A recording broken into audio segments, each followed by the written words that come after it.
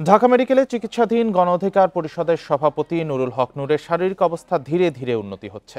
মস্তিষ্কের CT scan রিপোর্টও ভালো এসেছে বলে নিশ্চিত করেছেন হাসপাতালের পরিচালক brigadier general Mohammad Asaduzzaman. Dhaka medical পরিচালক জানান, নূরের চোখে আঘাতসহ নাক ও চোয়ালের হাড় ভেঙে গেছে।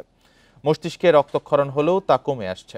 বর্তমানে আইসিইউতে 6 সদস্যের মেডিকেল বোর্ডের অধীনে চিকিৎসা চলছে।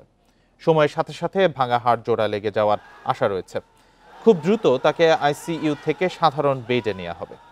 আইনশৃঙ্খলা বাহিনীর হামলায় গুরুতর আহত নুরুল হক নূরের জ্ঞান ফেরে শনিবার। শুক্রবার রাতে কাকরাইলে জাতীয় পার্টি ও গণ অধিকার পরিষদের নেতাকর্মীদের মধ্যে সংঘর্ষ হয়। পরে আইনশৃঙ্খলা বাহিনীর লাঠিচার্জে নূর সহ দলের কয়েকজন নেতাকর্মী আহত হন।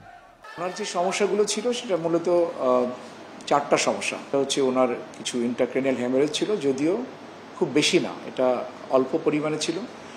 এবং আমাদের যে সিটি স্ক্যান পরবর্তীতে আমরা করেছি, আমরা দেখেছি যে এটা রিজলভ হয়ে গেছে মোটামুটি।